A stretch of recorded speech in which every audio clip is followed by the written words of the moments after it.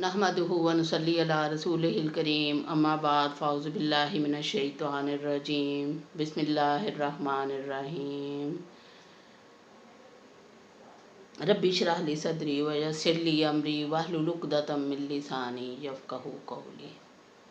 अस्सलामु अलैकुम रहमतुल्लाहि व बरकातुहू। डियर स्टूडेंट्स, क्या हाल है आपका? उम्मीद है आप सब खैरियत से होंगे इंशाअल्लाह।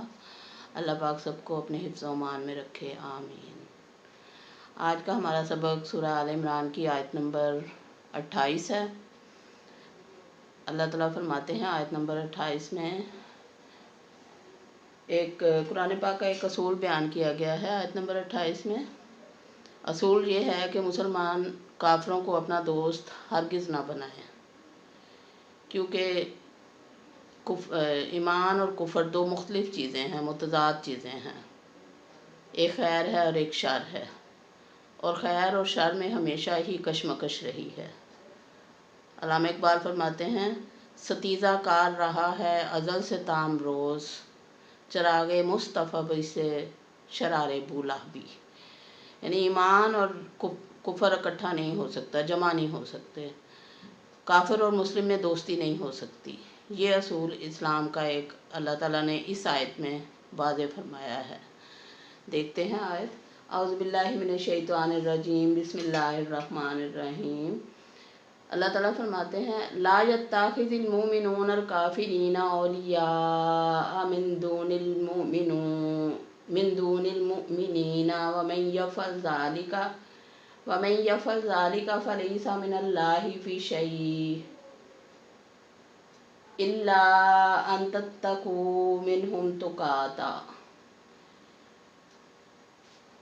व युहज़्ज़िरुकुमुल्लाहु नफ़्सा व इलल्लाहिल मसीर। सदक़ल्लाहुल अज़ीम। ला नहीं, यत्ताखिज़ बनाएं, ला ना यत्ताखिज़ बनाएं, अलमोमिनूना मोमिन, तमाम मोमिन, मोमिन की जमा है मोमिनून, तमाम मोमिन ना बनाएं, अल काफिरीना काफिरों को, काफिर की जमा काफिरीन, औलिया दोस्त, औलिया दोस्त, वली की जमा औलिया, मिन से, दूनी सिवाय, अल मोमिनीन मोमिनों के, वा और, मैं यफ़अल जो करेगा, ज़ालिका ये, ऐसा, फ़लैसा पस नहीं है, मिनल्लाहि अल्लाह से, फ़ी शैइन किसी चीज़ में, इल्ला सिवाय, अन ये के, तत्तकू तुम बचो,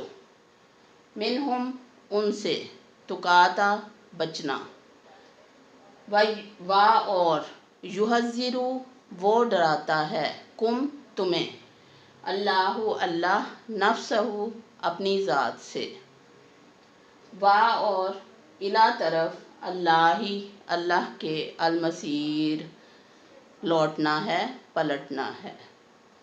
ला यत्ताखिज़िल मुमिनूनल काफिरीना औलिया मिन दूनिल मुमिनीन। ना बनाए मोमिन काफिरों को दोस्त सिवाय मोमिनों के, मोमिन मोमिनों के सिवा दूसरों को अपना दोस्त ना बनाए। वमन यफ़अल ज़ालिका फ़लैसा मिनल्लाहि फ़ी शैइन, और जो कोई ऐसा करेगा तो अल्लाह के हाँ उसके लिए कुछ नहीं है, यानी अल्लाह के साथ उसका कोई वास्ता नहीं है, कोई ताल्लुक़ नहीं है।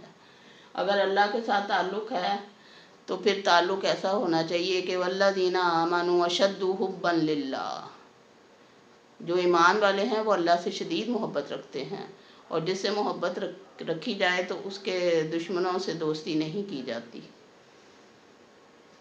इल्ला अन तत्तकू सिवाय ये कि वो उनसे बचें, मिनहुम उनसे, तुकाता बचना, यानी इसमें अल्लाह ताला ने थोड़ी सी इजाज़त दे दी है कि उनके साथ ताल्लुकात उस्तवार रखें, उनसे उनके शर से बचने के लिए, उनके शर से बचने के लिए गैर मुस्लिमों से ताल्लुकात उस्तवार रखें। ऐसे गैर मुस्लिम जो आपको शर पहुंचा सकते हों, जो शर नहीं पहुंचाते, जो आपके दुश्मन नहीं हैं। जैसे सूरह मुमतहिना में हम पढ़ते हैं کہ اللہ تعالیٰ نے فرمایا کہ تم پر کوئی گناہ نہیں کہ اگر تم ان کافروں سے کے ساتھ تعلقات صحیح رکھو، عدل کے ساتھ چلو، جو تمہیں تکلیف نہیں دیتے، جو تمہیں تمہارے گھروں سے نہیں نکالتے اور تمہارے ساتھ لڑتے نہیں ہیں، ان کے ساتھ تعلقات واجبی سے رکھنے میں کوئی حرج نہیں، معاشرے میں امن و سکون برقرار رکھنے کے لیے۔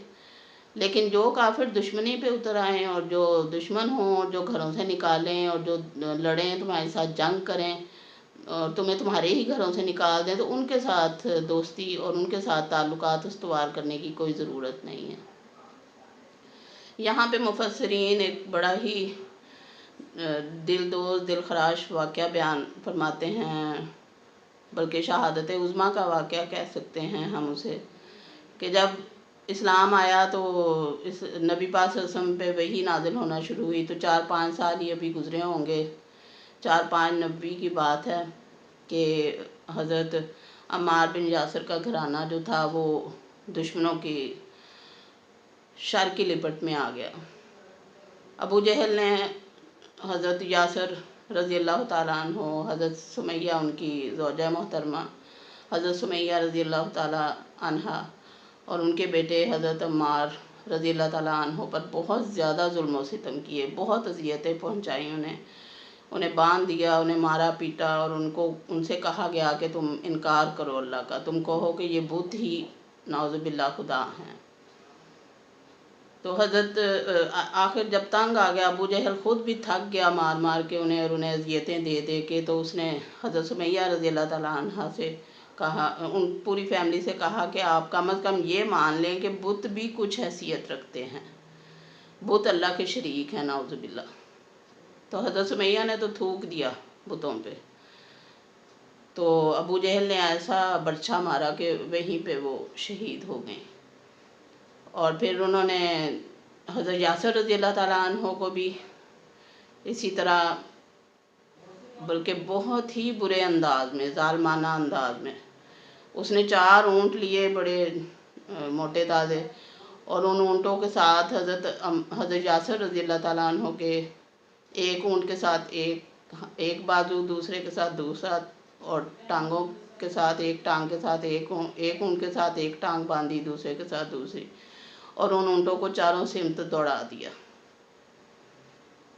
اس طرح سے ان کی شہادت ہوئی حضرت یاسر کی۔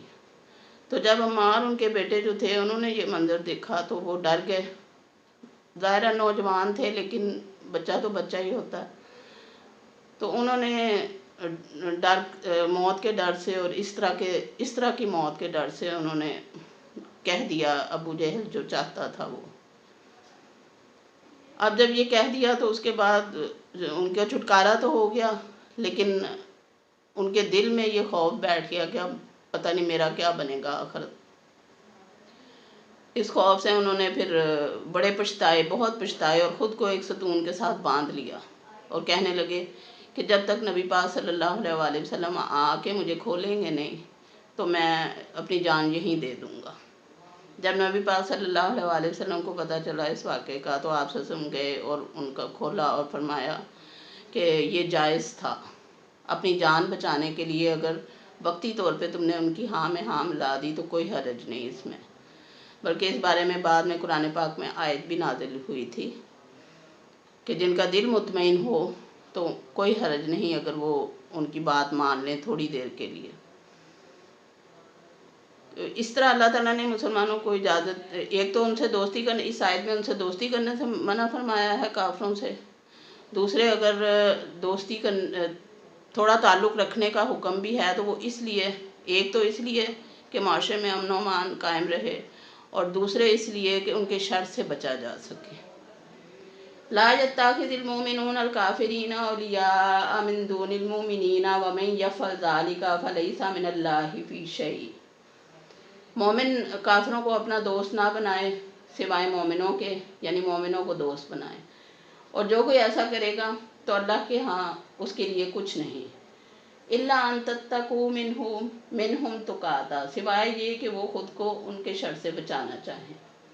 وَيُحَذِّرُكُمُ اللَّهُ نَفْسَهُ، اور اللہ تعالیٰ تمہیں اپنے نفس سے، اپنی ذات سے ڈراتا ہے۔ तो अल्लाह ताला से डरना, तो अल्लाह ताला ने कुरान पाक में बहुत सी जगहों पे फरमाया कि वत्तकूनी या उलिल अलबाब, ए अक्लमंदो मुझी से डरो। तो अल्लाह ताला हक रखता है कि उससे डरा जाए, क्योंकि वो इख्तियार कुल रखता है। इन्नल्लाह अला कुल्ली शैइन कदीर, तो हमें सिर्फ उसी से डरना चाहिए। अब जहाँ तक लफ्ज़ नफ्स का ताल्लुक़ है, तो नफ्स का लफ्ज़ जो है वो कई मानों में आता है अरबी में।